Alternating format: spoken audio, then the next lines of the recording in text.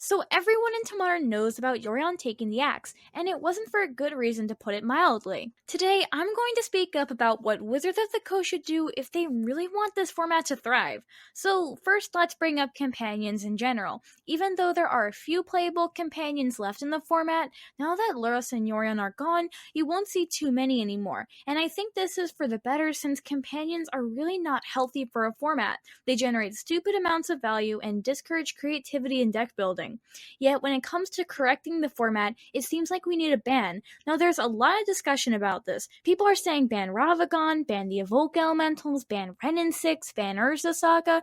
Not so much on Saga nowadays, but you get the idea. And in order for Modern to find a balance, that isn't going to be easy. So let's go over what the community thinks should be banned and what I think would change if these bans were made. So let's start off with Ragavan. So this ban would weaken Murktide and Rakdos midrange, yet not much else if we only look at the top 10 modern decks. Ragavan is a stupid card, and you cannot understate how having Ragavan in a format has skewed deck building. Yet Ragavan is a card that has become manageable. This is thanks to the Evoke Elementals and heavy amounts of cheap removal in the format. Honestly, as much as I don't like it in the format, I think because Ragavan isn't featured too heavily in top tier decks, Wizards of the Coast is unlikely to ban it if we compare it to the other cards in this video. Yet if there's enough community backlash and Ragavan creeps up in popularity, then it could easily see a ban, yet if that were to happen, I think it would take a year or two. But let's imagine Ragavan was banned, then Murktide would fall down in the metagame, and so would Rakdos midrange.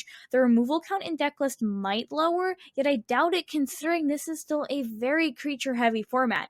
While decks would be less concerned about dealing with the monkey, I don't think this would change the metagame enough to be what the community really wants right now, even though it might be beneficial for the health of the format in the long term because new decks will not be able to take such big advantage of this one drop. So I hear a lot of people say we need to ban the Evoke Elementals, yet in my opinion, Modern is getting faster and faster and having free answers is a must. I think the Elementals could have been fairer if they were done in the style of the original free spell cycle from Modern Horizons 1, since being able to abuse these triggers with Ephemerate is a little much, yet like it or not, I think these will stay in the format. If these were banned, I think there would need to be an even greedier way to abuse these that isn't out there yet, and it is unlikely to happen. I understand why so many of you hate it, and I don't blame you, yet the free interaction has kept broken decks further down in the metagame, and you have to accept that.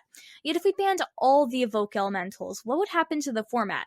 Well, 4-color Omnath would only creep down somewhat in the metagame, maybe becoming tier 2, since even though they are known for using Fury and Solitude, you might be surprised with the number of copies they are running, and even though Murktide would lose Fury and Subtlety, those aren't necessary for their game plan, so it would remain prominent.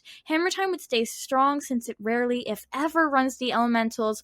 Rakdos midrange would take a hit losing Grief and the Undying Malice package, yet I still think it would be a fine deck. Crashing Footfalls would lose Fury and Solitude, but still has a really solid game plan. And Yawgmoth would lose Endurance, and while it is a good card, it isn't that big of a deal. And Control couldn't play Solitude, which is enough to push it further down the metagame. Yet banning these Elementals would weaken quite a few decks that are already struggling. I don't think this would be a smart idea, since I don't see the benefit this brings to the format, since if you really want to target 4-color money pile, there are some other options. Some people think we can just ban Ephemerate to deal with the issue, yet that means we should ban Undying Malice and Undying Evil, and this might be more far-fetched, but maybe even Cloud Shift if we lose Ephemerate. The point is, the Elementals will still be abusable after banning Ephemerate, yet maybe after banning Ephemerate it'll be too hard to splash black, and Cloud Shift might not be worth it. Considering 4-color Omnath is not too prominent in the metagame, a ban like that just seems unlikely right now, yet if they want to weaken the deck in a single banning, a card you could ban is Omnath. Now, I don't think Omnath is too strong, yet it would be a good target to weaken the deck. Omnath is the perfect card to pitch to Solitude, Fury, and Endurance. Taking Omnath away would make the deck a bit clunkier. Omnath can also just gain enough life to keep 4-color money pile afloat to squeeze a win. Omnath also isn't featured in too many of the top decks of the format, besides 4-color money pile. This means the ban wouldn't impact other decks in the metagame, which is both a good and a bad thing, since in one one sense, the community really wants some of the new, overpowering cards of the format to disappear, and for that to happen, Omnath cannot be the only card to go. Yet it is a good thing since it wouldn't hurt many struggling decks down in the metagame. If you want to ban Omnath in the current state of the metagame, I think you need to ban other cards alongside it to see the changes you really want for the format.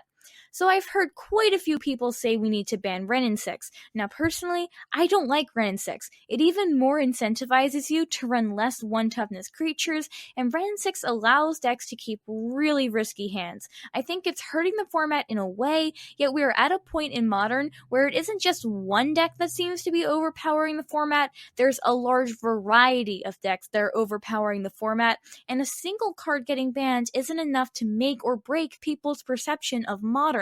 Yet banning Wren and Six hurts both Indomitable Creativity and 4-color Money Pile, 2 main decks in the format, so I think Wren would be a good ban hit, and if you ban Wren and Six, Omnath is a less needed ban. Now, I know banning Wren and Six would make Jund players sad, but you have to realize Jund is barely a deck anymore. As of writing the script, it only makes 0.3% of the metagame, and I think we can't just leave a card like that in the format so Jund can have it. Now, if we take out Wren and Six, Murktide and Hammer Time would be the 2 best decks of the format. Now, Murktide and most Izzet decks have a really strong shell even if they lose a card, so there are many cards you could go after in Murktide, and the deck would still be really prevalent, which is a good thing since in a sense, you can ban any one of those cards to weaken the deck, but not kill it. So if Murktide becomes really prevalent, then I think the card to take out is Expressive Iteration. One reason I think Expressive Iteration might be the card to go is because it is already proven too good for the Pioneer format, and it is really heavily featured in Modern Murktide as a 4 of in 100% of lists according to MTG Goldfish, and if you have ever played against a card, you know just how much card advantage the card grants. Now I think Wizards of the Coast could ban Expressive Iteration to weaken Murktide and not any other card in the deck because most of their removal, counterspells, and cantrips are not as game-changing and are more fairly costed for their abilities. When it comes to creatures, I already discussed Ragavan, so that leaves us with Dragon Race Chandler, Murktide Regent, and Ledger Shredder. Now, even though DRC is really strong and was even weakened for Historic, Dragon Race Chandler is still a creature that can be dealt with because of all the played removal, and it takes time for you to really get a lot of value with this creature. And if you were to go after one of these 3 creatures, I do think it would be Darcy. But I think because Darcy needs to stick around for a few turns to be worth it, and Expressive Iteration gets an immediate effect, that makes it more ban-worthy, yet the 2 are really close, and I could see WotC going the other way about this. Now when it comes to Ledger Shredder, I think that card is really fair, since it can only get value once each turn, and your opponent can choose to play around it. Now it is a strong effect, but out of all the cards Murktide decks run, I really think it is fair comparatively, and I don't see that much community backlash against the card, so it is not a good ban hit, and banning this card would feel unnecessary at the moment. Murktide Regent is a really good card, yet most of the time it's a late game finisher. It can be more of a win more card sometimes, yet of course not always. It significantly increases your clock and can come out surprisingly early before the opponent can deal with it.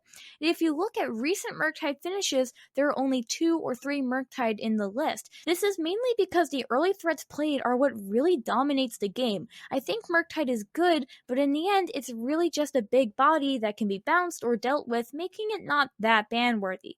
Remember, I'm only talking about this if Murktide would become too good, since if Wizards of the Coast bans Wren and Six, then Murktide might be a little too strong.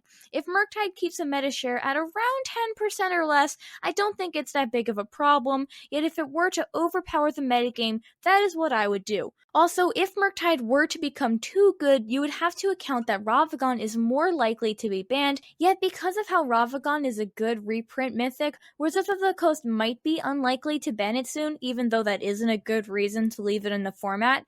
Now, some people still think Urza Saga is too good, and I think Urza Saga is an incredibly powerful card, but right now the decks that feature Saga are Hammer Time and Affinity, and both are are not dominating the metagame. As new artifacts get printed, I think Urza Saga will see a ban at some point, but not in the near future. I also think if Hammer Time creeps up too much in the metagame, Urza Saga could be the card to go, since it weakens the deck without taking out the main game plan. And that is my 2 cents on the modern format. Remember, this is just my own opinion, and you do not have to agree with me. I'm curious what your own opinions are, so tell me in the comments, and I will see you next time.